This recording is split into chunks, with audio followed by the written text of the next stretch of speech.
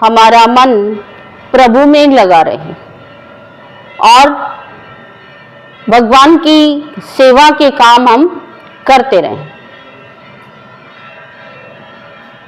और प्रभु को क्या बनाएं? अपना ऋणी बनाएं।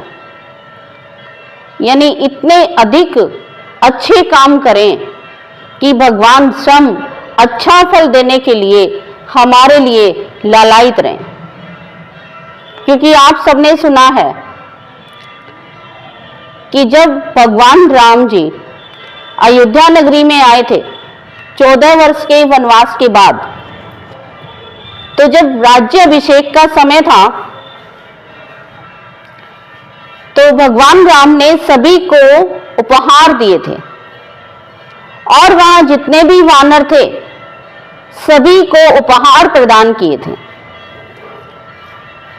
जब माता सीता ने देखा कि प्रत्येक वानर को उपहार दिए हैं लेकिन हनुमान जी को कोई उपहार भगवान राम ने नहीं दिया, जबकि हनुमान जी अनन्य भक्त और माता सीता ने अपना पुत्र भी माना था, भगवान राम ने भी अपना पुत्र माना था, तब भी उसको कोई उपहार नहीं दिया। तो माता सीता के मन में आया और भगवान राम जी से कहने लगी कि आपने सभी को उपहार दिए लेकिन आपने हनुमान जी को कोई उपहार नहीं दिया। तब भगवान राम जी ने कहा कि सीते, मैं तो इसका स्वयं ऋणी हूं, मैं इसको क्या उपहार दूं? मेरे लिए इतने काम किए हैं, मैं मुझ पर इतना उपकार किया है, तो इसके उपकारों का मैं तो ऋणी हूं।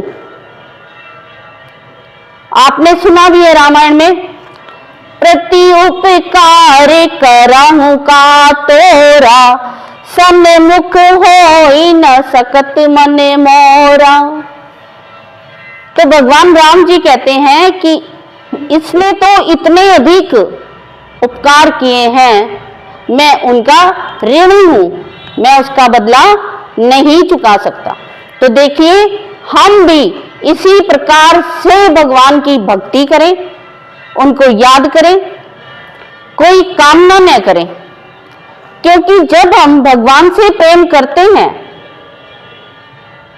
और हमने कोई वस्तु मांग ली तो वस्तु तो हमें मिल जाएगी, इसमें कोई दो राय नहीं है, परंतु भगवान हमारे बीच से खिसक जाएंगे।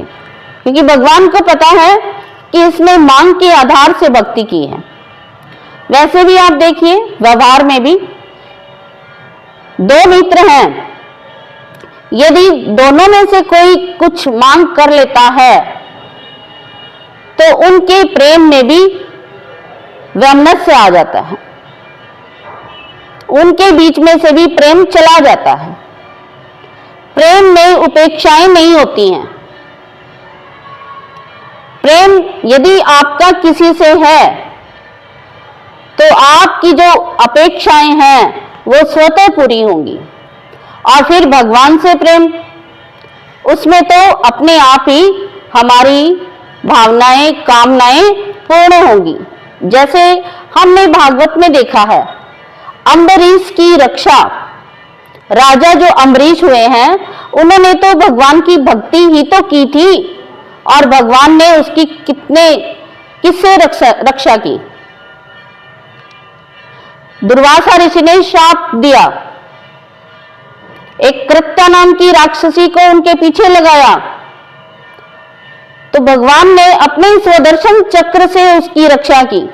उसने मांगा थोड़ा ही था कि हे प्रभु मेरी रक्षा कीजिए, भगवान ने स्वतः ही उसकी रक्षा की। जब प्रभु हमारे हर काम में, हर मोड़ पर हमारी रक्षा के लिए तैयार हैं, तो हमें उनसे कुछ भी मांगने की जरूरत नहीं है, वो स्वतः ही हमें क्या करते हैं? प्रदान करते हैं। गोपियों को देखा आपने भागवत में, गोपियों की दृष्टि में भी भगवान और उनके मन में भी भगवान। प्रभु यदि मन में आ जाते हैं तो स्वतः ही इच्छाएं पूर्ण हो जाती। तो गोपियों ने भगवान से, कन्हैया से कुछ नहीं मांगा, केवल अपनी दृष्टि से और मन से भगवान को याद करती रही, अपना सर्वस्व समर्पित करती रही। कोई कर्म थोड़े छोड़ा था उन्होंने, कर्म करती रही और भगवान को याद करती रही। ऐसे ही हमारी भक्ति हो, ऐसे ही हम भगवान को याद करते रहें। यानी हमें मुक्ति की भी कामना नहीं करनी है, केवल हमें भक्ति करनी है, क्योंकि कहते हैं मुक्ति भगवान की तो दासी है ही, मुक्ति तो भक्ति की भी दासी है। इसका क्या मांगे? हमारे वेदांत शास्त्र में लिखा है, बताया है कि आत्मा स्वतः ही बंधन मुक्त है। तो इसमें हम भगवान से मुक्ति मांगे, ये प्रश्न उठता ही नहीं। तो याद रखिए, प्रभु की भक्ति करते रहें और परोपकार की भावना रखें। ये तो हमारे हनुमान जी को ये मौका मिला था, जो भगवान की साक्षात नारायण की सेवा का।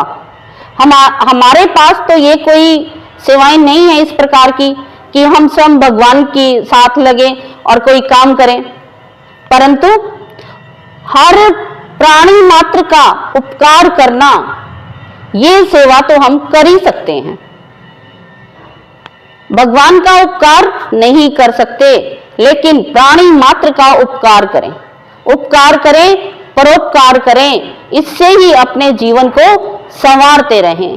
बोलिए कृष्ण कन्हैया लाल की जय।